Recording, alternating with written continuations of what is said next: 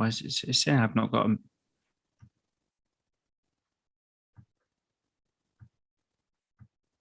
Hi. Hi, Sally. So Don't know if you can hear me there or not. If you can, it might be worth coming up on stage just so we can kind of test the levels. See if that's working. Can you hear me there, Sally? Yeah. Hi, Adam. How are you today? I'm okay, thank you. You? Not bad, actually. How was your birthday a couple of weeks back? Oh, quiet. Didn't do anything. It was, but I deliberately didn't do anything. If you know what I mean. Mm-hmm. I just had a quiet day and just did no work, did nothing, just relaxed. Totally makes sense. Sometimes they're the best ones, just to kind of have a chilled one, isn't it? Not do too much, particularly with so many things being closed and like hassle and that kind of stuff. So yeah, we've got people starting to join the room. We're going to be talking about confusion today. I guess just to get the ball rolling while Graham's getting his levels all sorted. Sally, how do you use confusion when you're working with clients? I don't know that I do really in some ways. I have to think about that question. I didn't expect that. I caught you off guard. I was giving you a little bit of a pattern interrupt there right from the off. I think if I'm kind of setting the room and the kind of the narrative, for me, I think confusion is very useful in breaking patterns and altering states. I think that's when it's almost at its most useful. And as a hypnotherapeutic tool, one of the key things that I think is really powerful is this idea that sometimes people have the strategies that they need to get the result, but while they're in a particular state, they can't access the resource or the strategies necessary to get what it is that they want, that, they're not in the right headspace. So sometimes just a simple pattern interrupt or, in creating this kind of idea of confusion is almost the window that's necessary just to build a bridge to a more resourceful state. It's quite a good, way to kind of break a pattern. It's difficult to go from, frustration to resourcefulness, but frustration to confusion to resourcefulness seems a bit more doable, if that makes any sense, Sally. Yeah, I mean, an occasion came to mind then as you were talking. I think you just caught me on the hop there a bit, but I was doing a session with a client, and she's sort of like hypersensitive to noise, and she was alone with the dogs. The dogs were barking, they were all running around, the postman, the window cleaner, and all sorts of stuff. And she was getting herself flustered and trying to sort it all out. And I was waiting to start the session, and in the end, I just had to say, look, sit in the chair, close your eyes. And I did some kinetic shift with her to get rid of that immediate, I think it was more frustration because she was rushing around doing things. And then we went into the session. So I think that did confuse her because I just told her, I was quite firm, wasn't bossy. I just said, sit down, close your eyes, we'll do this, and then we'll carry on. So that worked quite well because she was then ready to sort of work on what we were there to work on. Yeah, totally makes sense, because sometimes people bring their preconceived ideas and their baggage into the mix, and sometimes that's not helpful. They've got a certain thing they want to do. And one of the things that I've noticed with therapeutic clients, because they come in with this kind of idea that they have to tell everything. Sometimes, you can see that they've got they've built it up over years. There's so much they want to get off their chest. And you're thinking as a therapist, I don't need to know all of this in order to create some kind of value in that session. So sometimes creating confusion or some kind of pattern interrupt just to get them out of that idea that they have to say everything can be quite useful to actually make progress. Graham, are you hearing all this now? Is your volume and settings all ready? Loud and clear, Adam. Can you hear me okay? You're coming through loud and clear, absolutely. So, Graham, when we came up with this title, How Can Therapists Use Confusion? you came back with a confused emoji on the thing. I'm teasing you. What was the thought that went through your mind? Yes. So I'm trying to think. You have partially confused me then, because as we all know, Adam's got one of the biggest things that I know, and it doesn't take very much to confuse me with big words. But yeah, confusion. So Sally's partially just knocked the nail on the head of a bit that I was going to talk about with the fact of kinetic shift. Obviously, I've been a kinetic shift trainer. And one of the vital parts is interrupting people with confusions, and that can be a very silly question or something which stops them thinking about the immediate. And if you can stop someone thinking about the immediate, you can then lead with a leading question, which can make the change very quickly. Does it resolve everything? Not necessarily. Does it take some more suggestion to embed things? I believe so. So confusion is a difficult one, because if you're using it as a therapy setting, it can be very good to trick the brain to not think about that aspect. If also, though, prior, if you're not clear and you confuse someone, you can screw up everything you're even trying to do. So, with my background in magic and stage hypnosis as well, I like to ensure that I am crystal clear when I'm talking to a client at first. During the pre-talk, bringing it to layman level as much as I possibly can will ensure that that what they're getting is understood. When it comes to confusion, and another big time that I like to use confusion, and as many people know, I used to host this with Stephen Daly at first when we first set up. He asked me to do a session with him once, and I thought, how do I go through an induction with a hypnotist who knows me very well and probably knows exactly what I'm going to do? So I decided to go for an arm drop induction, when he pressed down his fingers. And I simply asked him the question, what's my middle name? And you just see his face go, boom, boom, sleep. Take it, and he folded in two, as the saying goes. He was well into hypnosis very quickly, and he took up on that suggestion, and the stuff that we worked on that day really did help him. So knowing that it's about knowing where and when to exactly use it. Now I know, Adam, you use it because you're very much more linguistic than me. I'm not. I'm squaddy background, which. I literally I say what I think. I'm usually, when I say it, it's probably the wrong terminology. So I like to speak very, very simple in order to make sure things are approached. So I'm a very direct hypnotist. I like to work in that way. Whereas you like to use confusion within embedded loops and such like, don't you?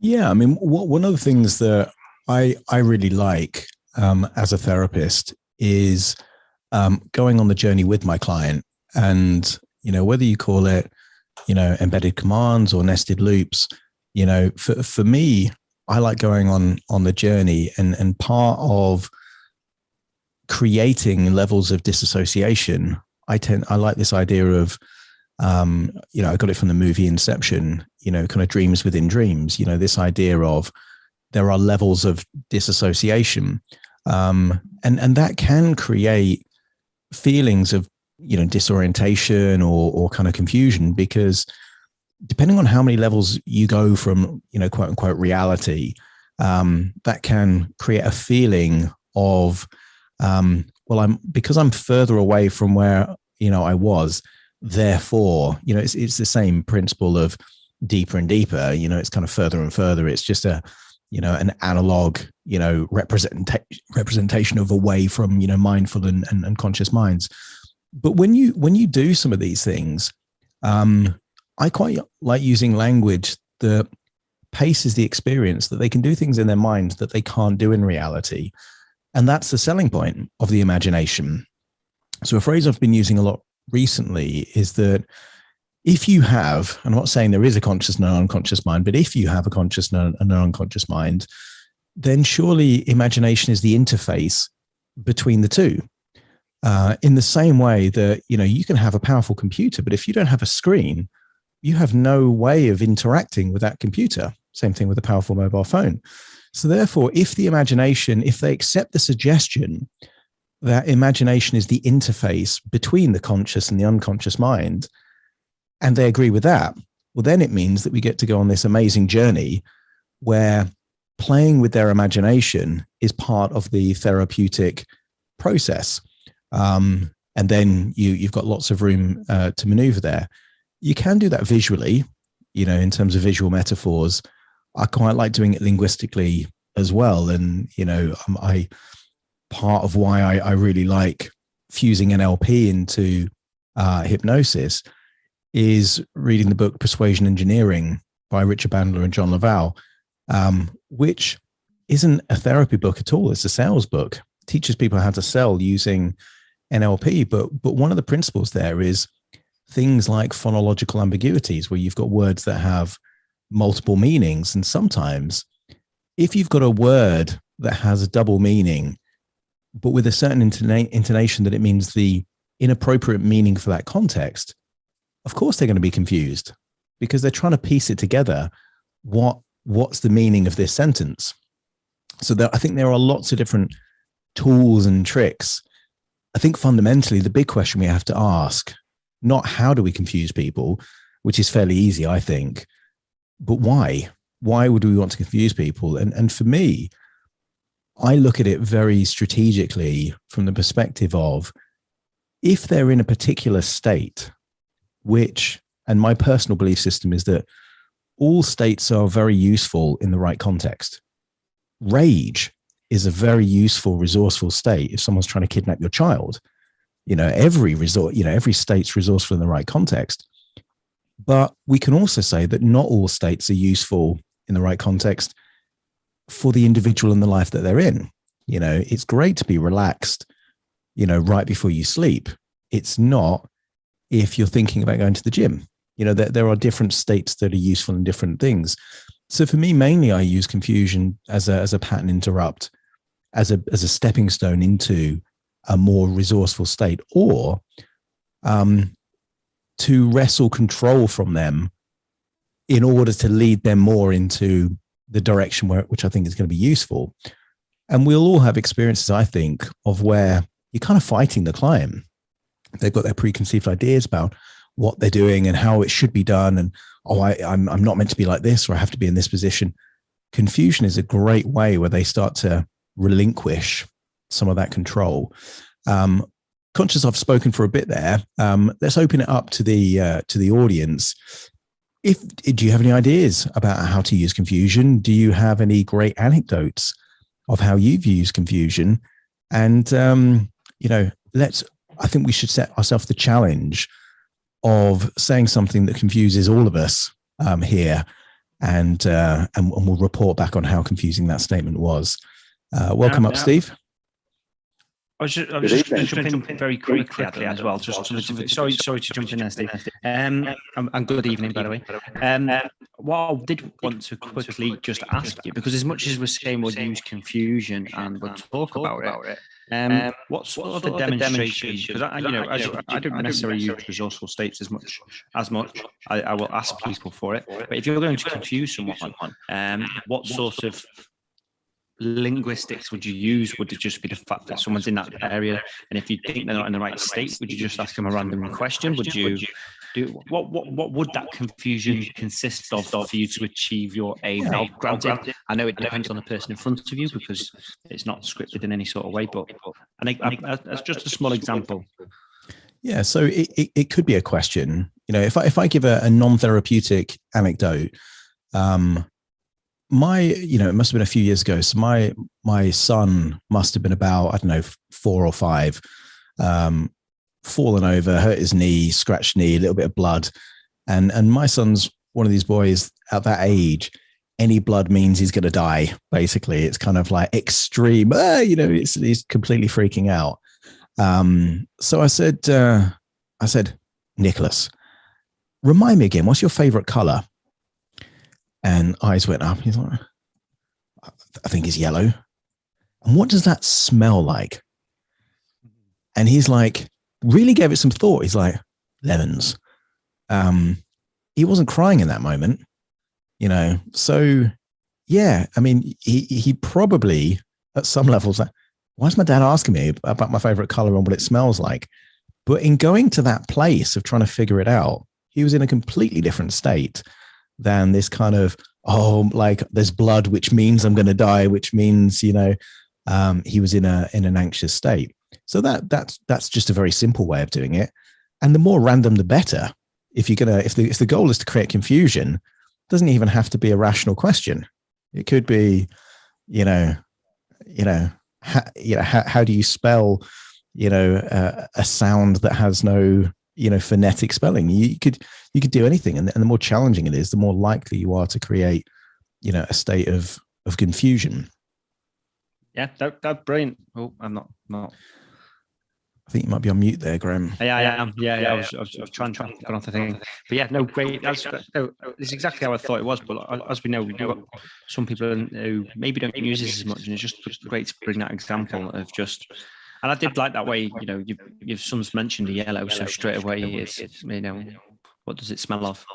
And and they do typically tend to tag onto that as well. And I think it can also assist with setting up your session when.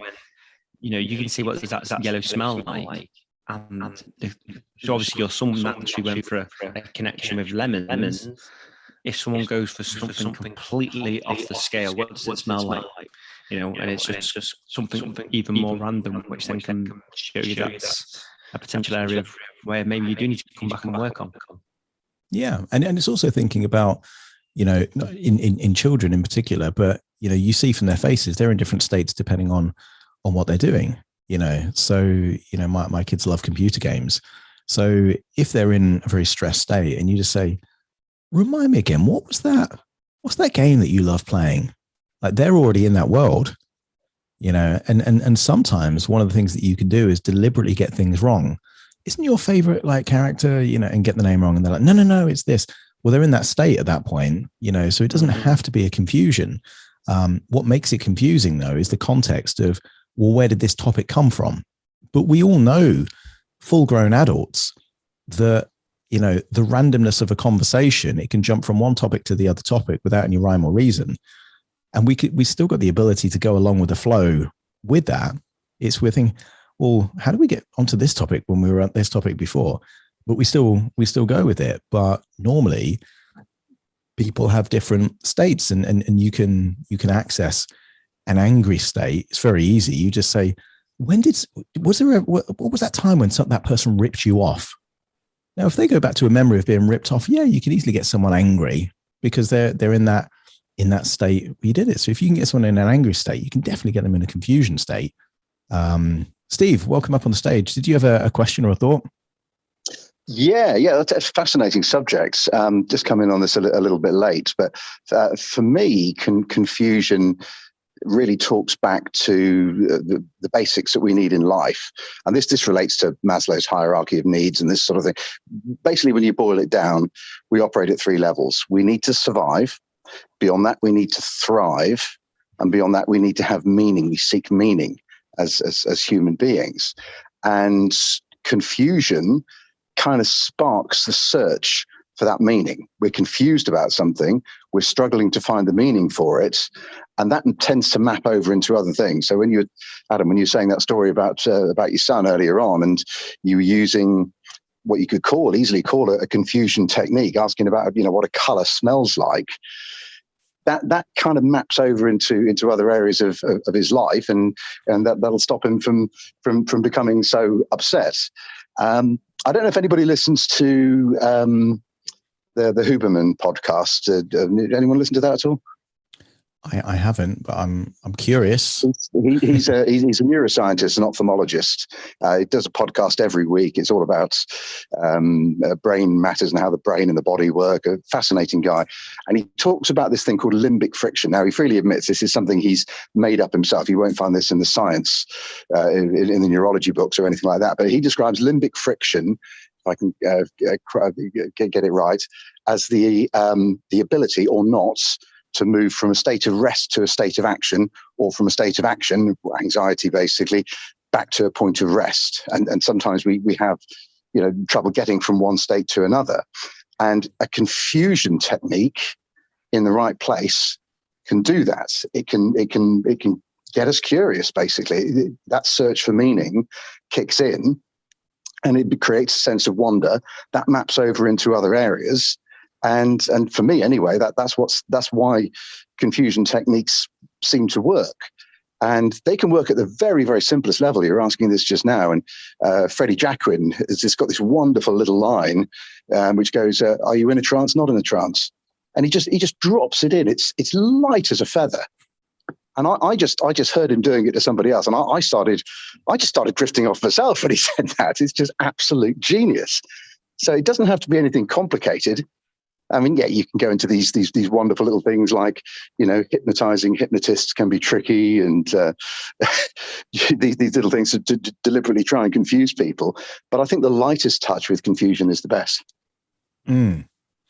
Yeah, I agree. And Mike Mandel, when he talks about nested loops, he's got quite a useful, I think, approach of having one loose end at the end of the nested loop. So he doesn't tie them all up in a nice little, almost kind of, the analogy that comes to me with nested loops is the kind of Russian dolls. It's kind of like, you've got levels, you go all the way down, but he deliberately will leave one nested loop kind of tied up at the end, so that when the person wakes up, they're then thinking, right, but what happened with that? Yes. And if I think of like some of the movies that I still remember, years after, at some level, it's because there was a loose end at the end of that movie, and you're not quite sure, was it this or was it that? And I'll give you one quick example, and I think it was Patriot Games with Harrison Ford, and it was something as daft as something like he's about to find out the gender of his unborn child, and then the credits go down, and you never find out what it is. Really bothered me, but that kind of loose end, has that kind of, nobody really cares, but it is that kind of gestalt element of incompleteness that gets people searching. And I think you're right, Steve. Confusion does the same thing. I think it's called a zygonic loop, isn't it? It's like that little thread hanging down that we want to tidy away. If you're going out for the evening and you put your nice jacket on or something, and you've noticed on the sleeve there's that little thread, you've got to get that sorted before you go out. Otherwise, that's going to annoy the hell out of you and your partner all night. That's it. Yeah, that little kind of bit that isn't quite right. It brings out the OCD in all of us. And I mean, I've worked in radio my whole life, and radio presenters are very aware of this. They call them teasers. It's kind of like, we've got a very special guest joining us later. Can't say who, but let's just say, and then they give some clues. Now, the audience listening, if they just said, we've got blah, blah, blah joining us, couldn't care less. They're going to get on with their life. But that element of incompleteness, they want to tie up those loose ends and then figure out, and it gets people invested. Same thing with cliffhangers at the end of a soap opera. So there's all these kind of things that gets us invested in them. But I think, from a confusion perspective, if we say, right, one motive is to change the pattern, interrupt the pattern or the emotional state, well, great. Could it help to give a deeper, hypnotic experience? I think so, because when they're confused, they're happy to be led, and pickpockets take advantage of confusion. There's a lot of magicians take advantage of confusion. There's lots of people where at the point where there's confused, there's a window where people are more likely to follow suggestions and be led more than if they weren't confused. And there's a great Darren Brown thing where, he stops a stranger, gives them a bottle of water, and then while they're holding the water, which is a confusing thing to do, he's then, literally like taking their wallet and taking their money. But it creates these little windows, I think, in time and space where you can utilize them if you've got that sensory acuity and you've got, an objective in mind. That could be a malicious objective if you're a pickpocket. It could be an entertainment objective if you're a magician. It could be a therapeutic objective if you're a hypnotist. But I think these windows get open, and the art, I think, is two things. It's knowing how to confuse people, and then knowing when to do it, and then taking advantage of those windows when they're open, because they don't last very long. Let's be honest. If someone's in a confused state, you've got seconds to deal with, but can you utilize that I think you can. What's your thoughts, Graham? I completely agree with that. It's sometimes confusion can even be brought on from, like, obviously we've already gone through parenting as well. Like when you mentioned with your son trying to stop him from feeling any pain or something. Sometimes the confusion aspect can be made in order to help him learn, because you start to, if confusion's getting put in place, that makes them ask the question, and then that gives you the chance to deliver it into a different manner, which they can understand more. And it creates inquisitiveness, because then they want to know that newer sort of way of how they can achieve something. You're completely right with pickpocketing. I had a bloke back, as you know, I was busy in December, and a bloke saying, "Oh, can you rub my phone from my pocket?" "No, mate, I can't do that. But look at this with this coin." And look at the coin's disappeared. "Oh yeah, it's not in this pocket. It's not in that pocket. Oh, by the way, this coin, it turns into this. There's your mobile phone back." Because as much as he thinks he's looking in one place, he's not. I'm showing him another place. Well, yes, I am taking this, and it's the same with magic and stuff as well. When it comes to hypnosis, indeed, if you're trying to set something in place or remove something, if you're trying to remove something and it gets to that point of where they're just about to remove it, or it has just passed, the last thing you want is them to try and rethink of it at that very moment. So ask him a stupid question, which letter comes first in the Roman numerals, or whatever. Yes, that's something that requires thought. Absolutely. I saw Sally, did you take your mute off? Did you want to say something there? Yeah, it's something along the lines of like Graham with Stephen. If somebody knows you very well, they trying to confuse them is quite difficult. So I have a hypnotherapist who's been a mentor to me, and I always was not, in the beginning, I was not confident about hypnotizing him, and it was always not a bone of contention, I guess, but it was always like, well, hypnotize? No, I can't do it.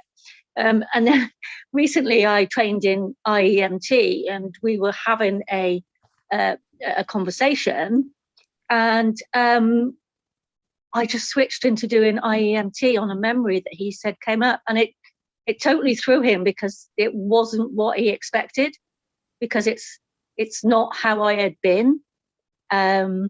And my level of confidence had increased, and to me that proved it, because it was like, whoa, hang on a minute, this isn't the person that I know, so you can do it, with people that you know quite well as well, and for me that was quite a good thing, because it proved to me how far I'd moved on, if you like, if that makes sense. Totally makes sense. Yeah, it's a sign of confidence, but I think also what's essential to create confusion, or indeed any pattern interrupt, and I think a lot of rapid inductions are forms of pattern interruptions, because but the magic ingredient is doing something unexpected, and the more you know someone, like you do with this mentor, they're kind of expecting certain phrases or certain approaches.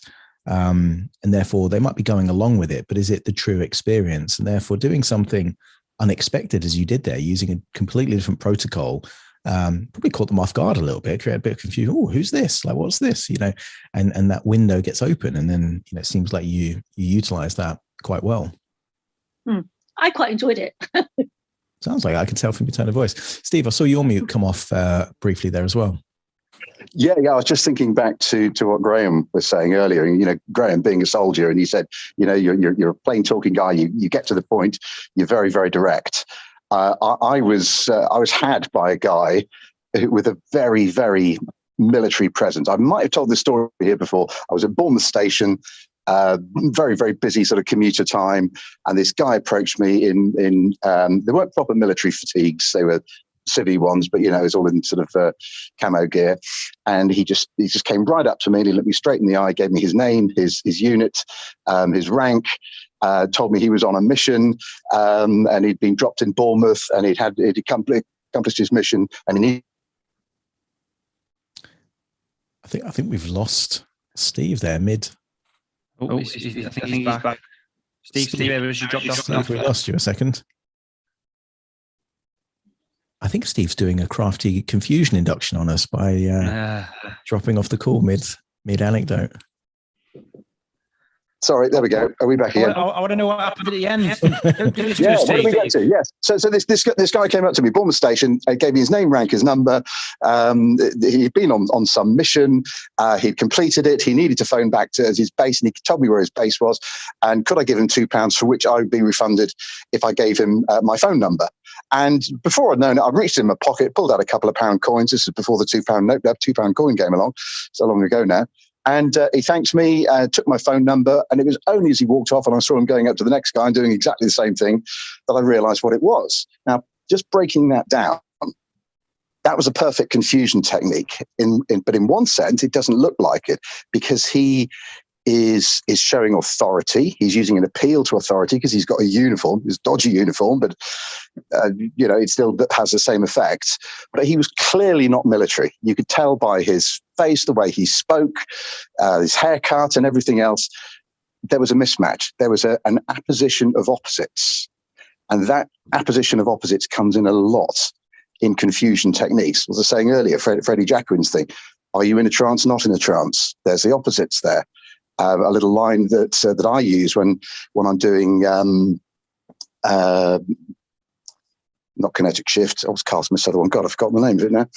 Emotional detox. Seeking out the things you can remember and the things you've carefully remembered to forget. There's an opposite in that, and that gets people wondering. So I just wonder, what else we think constitutes good confusion techniques. I'll throw one into the mix there, Steve. An oxymoron. I think an oxymoron, and Graham will give us all a detailed definition of oxymoron. You happy to do that, Graham? Get away, you. I'm teasing. But basically, we were thinking of titles for the show, and we've got this. I've got this app for YouTube called vidIQ, and it kind of suggests different titles. And one of them was, I may even be able to track it down, but it was something weird like, how self-awareness can increase awareness of others. And I'm looking at that, and it's kind of like, well, hold on a minute, I think it was something like how to improve self-awareness for the benefit of other people. And it was just being self-aware about others. Yeah, That's being what self, that was what it was. And it was so nonsensical. And I think that or kind of anything where you've got something where the phrase itself is contradicted by the pretense or the context, that's confusion induction. Because particularly if you say this kind of thing with authority, and it's kind of like that kind of element of, of course, we need to enhance self-awareness, because the more self-aware we are, the better aware of others we are. It's kind of like, it doesn't make any sense. But I think, again, that mismatch of something that sounds like it makes sense, but actually it doesn't, again, is a perfect recipe for confusion. I can see Steph has raised her hand. Let's get Steph to come up there. There we go. Steph, welcome up. Did you have a question or a thought or something you want to share about confusion? Welcome. Hi, I'm a new certified hypnotherapist, and I find this interesting, especially this conversation. Confusion to me would bring on this like desire for someone to get this like clarity, and when someone wants that clarity and you switch it over, like they would be more susceptible to taking a suggestion, because they're kind of clung to that idea that they want that clarity, because suddenly it's like a shock factor, just like he was saying, that that they're trying to make sense. And I find it really interesting. But my question is more about like how careful you need to be in using this technique, because if it did induce such the desire for clarity and, and be more, suggestible, like it's like you're talking to two different minds at the same time. But like, how careful do you need to be with this is what I'm asking. I think that's a great question. I think it depends on how confident you are at the time in the process of what you're using. Now, I think one of the biggest things as well is you always need to be careful with everything you do. Obviously, this is why suitable training and all the rest of it comes into place. But providing your intention, your delivery, and your understanding is the first time, I think, especially as Adam's demonstration was earlier, if you're asking a question which is already related to something, although be it slightly off piece, that's what you're trying to utilize in order to gain it. Now, obviously, with the confusion, last thing you want to actually achieve is full confusion. You don't want to completely dissolve the situation. You want to keep it heightened in order to achieve your end goal, but you want to confuse someone enough in order to go, yeah? Okay. And then obviously that's your chance then to follow up with another question which solidifies what it is you're trying to do. I agree with that, Graham, but I think it's even more effective if you can direct their attention before you move on to the new suggestion to look back at the pre-existing situation. So, for example, I had a smoker that wanted to give up smoking. Well, at least part of him did. And I said, remind me again, why is it that you smoke? What does smoking do for you? And he's like, well, I said, no, there must be a reason. Like, you're an intelligent guy. You're spending all this money on cigarettes. There's got to be a reason why you're smoking. And he's like, sex. It helps my sex life. And I'm like, do tell. And not letting him off the hook, him telling me, and it's kind of like, and then in his head, he just had that belief and he had clarity around that belief. But then when I said, right, okay, how does smoking improve your sex life? And he's like, and I said, because there must be some people that are put off by people smoking, and maybe you have less money to go out on dates but you tell me, like, how does it help? And once he was thinking about it, and then he had confusion around something which previously was a conviction. Well, you're doing two things there. You're sabotaging the pre-existing belief. And the metaphor that I use when it comes to belief is that you can't plant a tree if there's already a tree there. So we've got to weaken the pre-existing belief before we install a new one. Otherwise, there isn't a vacuum. There isn't a void in which to kind of put it in. So I think, Steph, you do have to be careful. And certainly, I don't think new hypnotherapists should go into a therapeutic session with the intention of using confusion, because I think there's so many other things that are more important. You've got to calibrate, you've got to elicit the outcomes, build rapport, give direct suggestions, that kind of stuff. But I think as time goes on and it's kind of like driving a car. Like when lots of the key elements of driving a car are all automatic, then you can pay attention to something new. And I think at that point, then I think confusion becomes quite an extra useful tool to throw into the mix if it helps break the foundations of a pre-existing belief or value or something, which, while they have that, makes change very hard to do. So I look at it as changing the state, but also eroding the foundation of what has to be there for them to maintain their current way of doing things, if that makes any sense, Steph. It does. Thank you. I very much appreciate how to tie that back around. Thank you. You're more than welcome. But I think, do you have to be really, really careful? Like, it's going to cause, well, the key thing is, sometimes by getting it wrong, you could create more confusion than if you kind of pre-planned it, because the nature of confusion is that it's going to be unexpected. It's going to be incongruent at some level because it doesn't quite make sense for them. And it leaves them with a feeling of, I'm not sure what's going on here. And then they're open to something new. I've just Googled a few other examples of oxymorons, which you could throw into the mix, which at some level are going to create some confusion. So things like old news, open secret, living dead, deafening silence. It's going back to what Steve said, that they're kind of direct opposites within the same phrase. So small crowd, pretty ugly, awfully good. And I think as hypnotherapists, it's good to kind of sprinkle these into the mix to create that element. I think another way of doing it, which again is quite useful, is you use the wrong metrics depending on the thing. So, like a loud smell, for example, or a fast sound.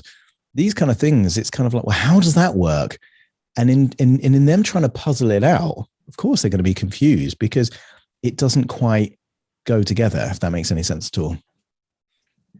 I think it also comes down to that classic question of does that make sense as well? Because if you was to pose it on there, say, does that make sense? But then continue with your wording, and this is something I was going to come back onto a minute ago with your confidence stuff. As you carry on getting more and more confident with it, you'll know exactly when to stop and when to continue. As I've said on past ones of these, many people have said before, Graham, how are you so confident in hypnotizing people? Well, I've just had a lot of practice with it. With magic, if magic fails, I don't let people know that I failed. I'll just move on to something else, which then I win. Or I'd simply just ask him, oh, do you know what? I completely forgot about this. What was your card? The six of spades. I'll just manage my sleight of hand, so then I can palm it, top palm it, stick it in my pocket, and pull it back out again, and make them think that it was actually in my pocket all along. And with hypnosis, if you learn exactly what Adam's saying, using an oxymoron to say something, you say, yeah, so does that make sense? And then just carries on with the next part of what you're going to continue on. So as if their body is wanting to say, yes, it does, or no, it doesn't, but you don't give them that chance, which then leaves them thinking, should I answer right now or should I not? And then again, you're closing that aspect up of what you want to be able to achieve. You can add something to that as well, Graham, in terms of double negatives. Does that not make sense? Or does that not make sense? When you're trying to puzzle these things out, it's like, okay, are we in the positive, the negative? Any kind of cognitive work you're giving someone to do that isn't straightforward creates that opportunity of confusion. Or those kind of things. It's, time is another example. So yesterday, when you thought about the future, where did you see yourself in a couple of weeks' time, thinking back to your past? You're giving them cognitive gymnastics to do there. And that creates this kind of window of opportunity to say, and while you're wondering about that, allow your unconscious mind to just think of a future that you do, or whatever it is. You can just kind of throw it in. But I think it's using it almost like as, kind of hypnotic martial arts, just to kind of create these little windows where you can kind of lead them into a particular place. We've mentioned kinetic shift a few times tonight, and it comes back to the classic question, which is asked throughout that. Where is that feeling? That feeling you had before, where isn't it now? I like that. Where isn't it? Yeah, great. And it's very rare that you actually hear someone say, "What do you mean? Where isn't it?" It just and it's obviously it's at the point just after you've used confusion and stuff like that in order to completely close it off. And I love that's something I really loved about the technique of kinetic shift, because you will literally have someone scanning the room, and the amount of people I've trained in it and just took through the basics and are doing something with it straight away. To the fact if you're getting that derivational search that are looking for everything, and following that confusion of it all, they're literally looking for it, and then. I threw on a phase of, so you're 40 years old, 365 days times by 40, or however long it was, roughly back from when they are. That's a lot of days, so you surely can remember exactly what it feels like. Try and find it.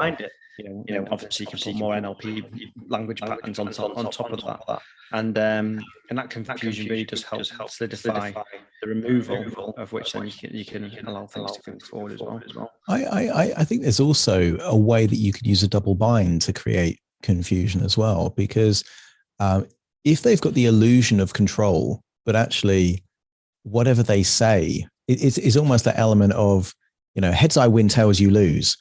It's kind of like, that for me is what a double bind represents. So if you have that kind of, if you set it up in the right way, where you've got that element where by them being right, then that undermines the very thing that would put them in the same situation. So basically, all roads are going to lead to Rome at this point, but there's the perception of control.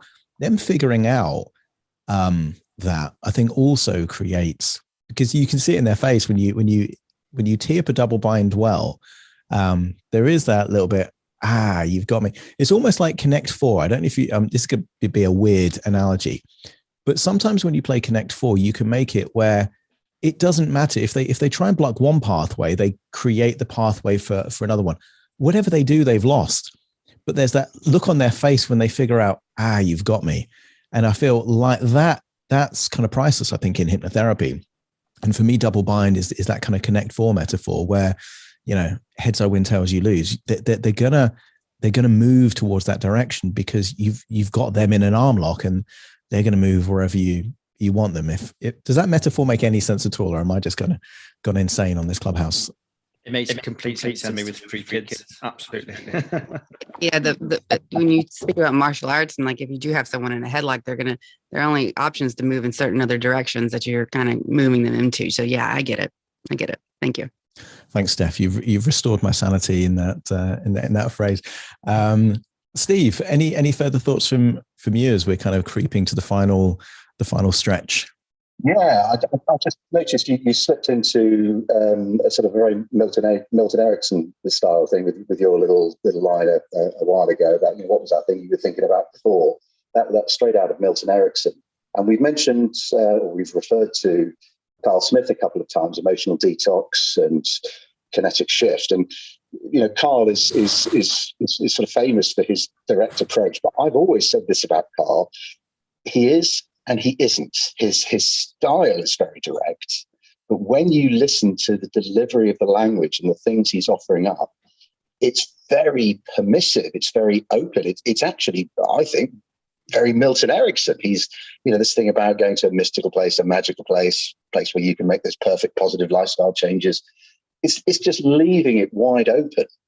And I don't think Carl's given enough respect for that, really, because he, I think a lot of people just assume he's this direct in your face, crash bang wallop hypnotist. But I think the reason he's so successful is because it is far more nuanced than that. I can appreciate the phrase there, he is and he isn't. You confused me at that point, Steve. It's the brash personality on camera that you see. The bloke who swears a lot, the bloke who puts his points across. But yeah, Steve's completely right. As soon as Carl starts working, his number one key point is shut the fuck up. Let the client do the work. You do that little bit of guidance that they require, and allow as he says, clients are one who knows usually how they've got there, whether they want to tell you or not. So allow them to utilize what you know in order to allow them to unpick. And this comes full circle, because really, I think if we look at confusion as just one of many tools, like rapport as a tool, like direct suggestion, like metaphors are a tool, then what gives the ability to that to be useful or not, I think, is calibration and sensory acuity. It's being able to read when it's useful, and then knowing what to do with that based on the reaction you get from that confusion. And if you can see that and you can utilize it in the right way, it becomes a really useful tool. The danger, just to come back round to what Steph was saying, can you get it wrong, and is it dangerous or unsuitable to use?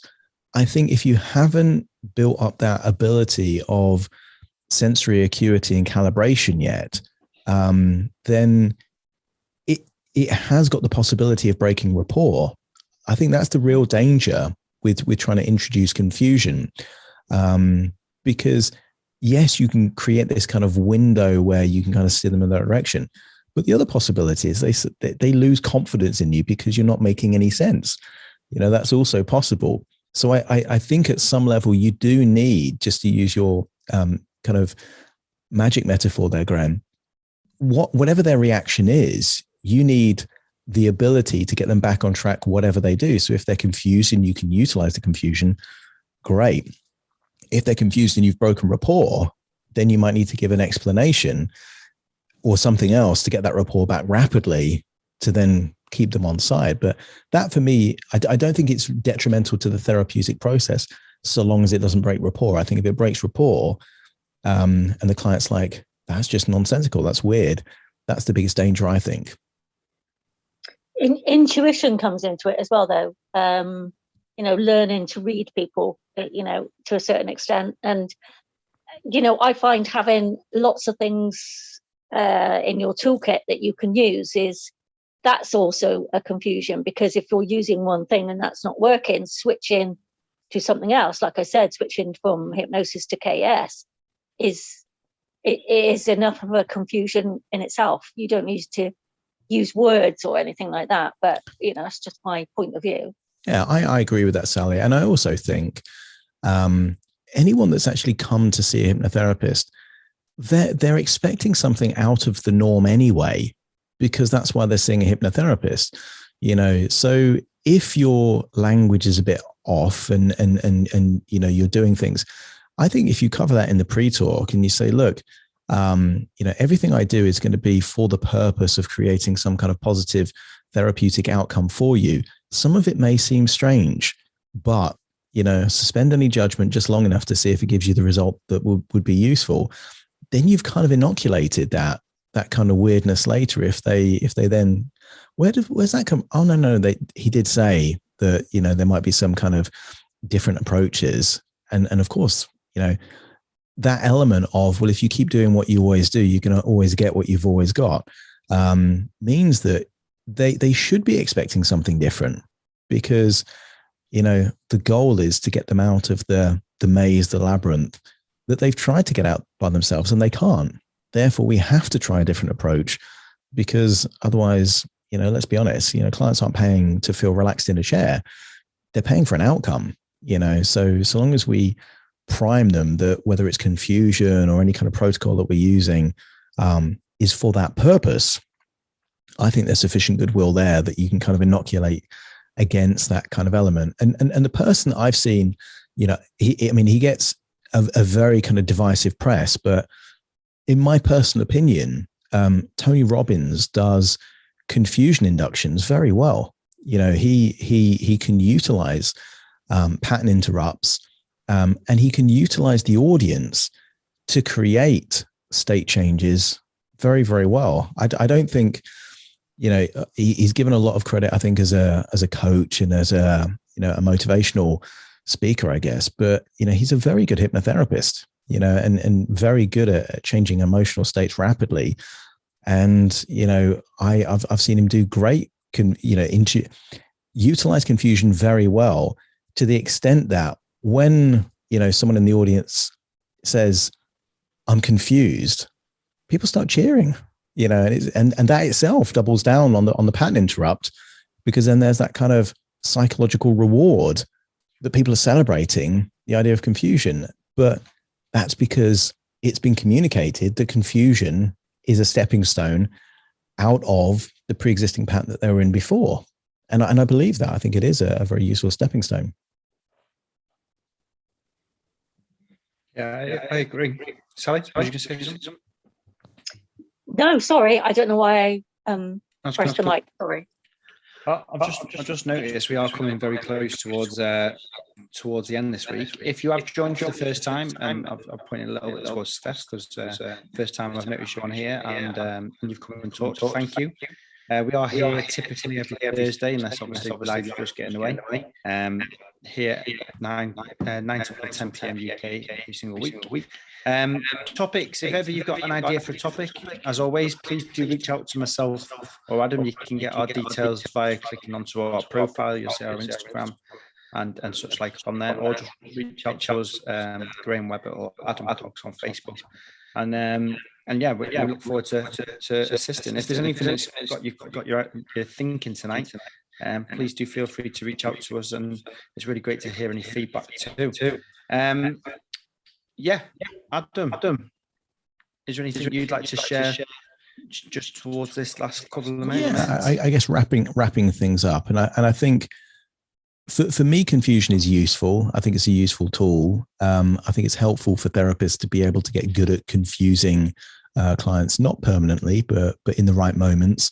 And I would also say it's fun.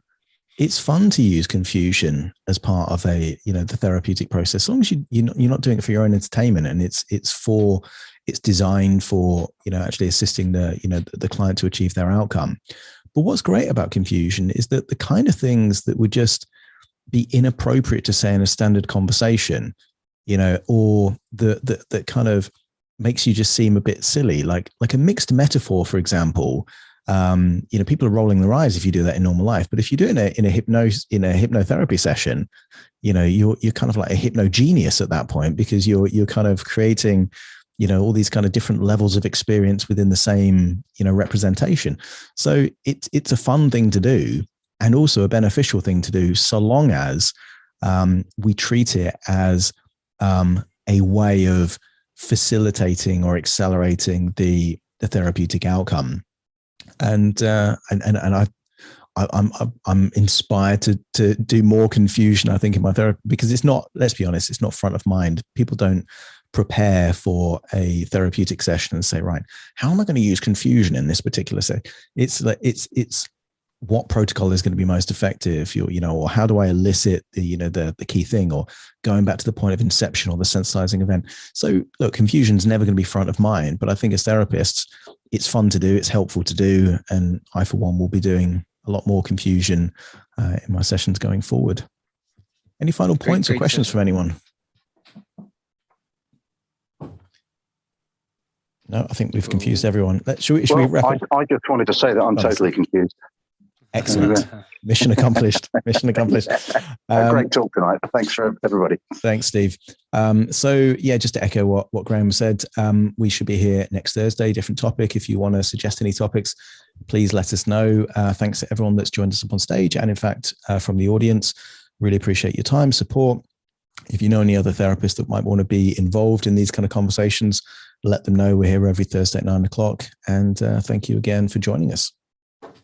Take care, everyone. Thank you very much, and see you all again next week. Cheerio. Bye-bye.